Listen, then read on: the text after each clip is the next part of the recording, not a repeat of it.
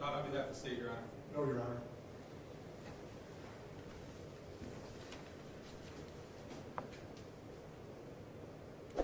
Today is the sentencing of the defendant for the purposeful and intentional murders of Davion Flanagan and Dominic Rousseau. And in a way, it's the second time their families are gathered again to grieve. It's also a day when Mackenzie's family will grieve for the future of their daughter.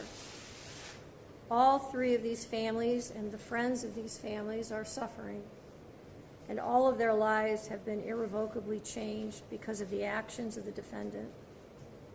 The unintended and collateral consequences of a selfish, intentional, and cruel decision by Mackenzie will ripple forever in time.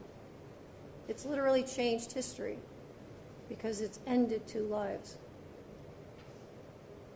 Two young men are dead. Their deaths were horrible, terrifying, and tragic.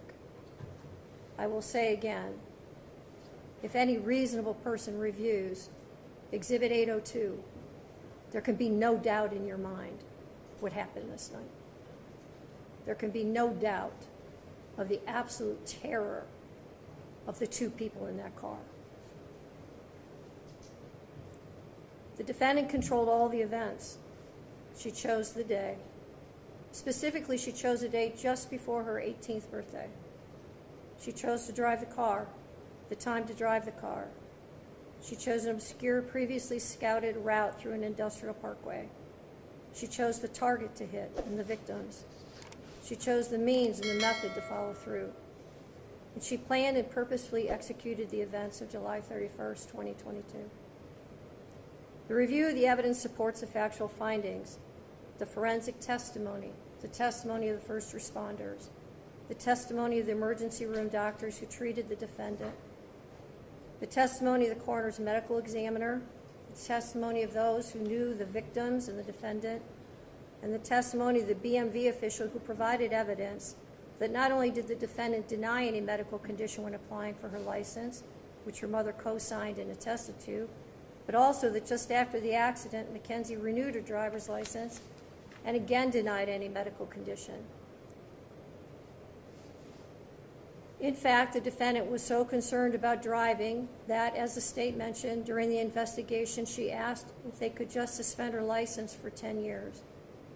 It is hard to fathom how a person could be concerned about their driving privileges, having just been responsible for the deaths of two people. There was no medical condition that caused this as an accident. There was no mechanical failure of the car. The record is clear on the facts and the evidence. Her mother's uncorroborated statements without any medical testimony or records is not persuasive. It is also important to remember that even if Mackenzie intended to also die in this crash, that is irrelevant. A failed suicide attempt is not a defense to murder. And even in a murder-suicide attempt, when the perpetrator executing the plan survives, the other death or deaths are still murder. There's only one person who's responsible for the pain of everyone in this room, and that person is you, Mackenzie. Nobody else is responsible.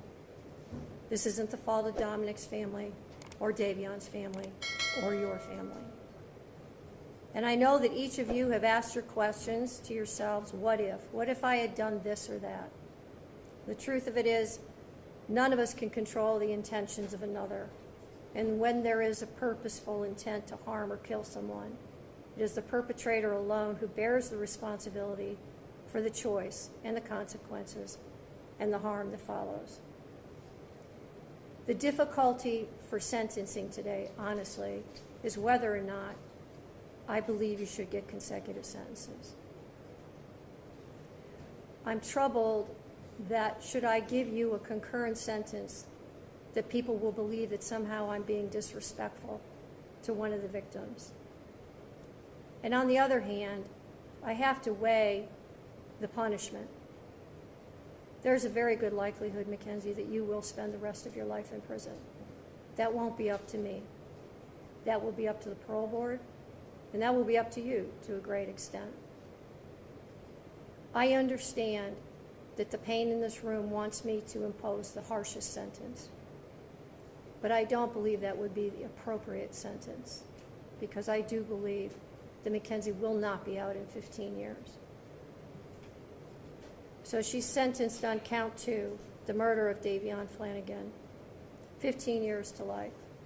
She's sentenced on count 1, the murder of Dominic Russo, 15 years to life, to be served concurrent to each other with credit for time served. I'll waive fines, fees, and costs, and your appellate counsel will be assigned. Are there any questions from the state? No, Your Honor. Thank you. Any questions? No, Your Honor. All right, thank you. Welcome.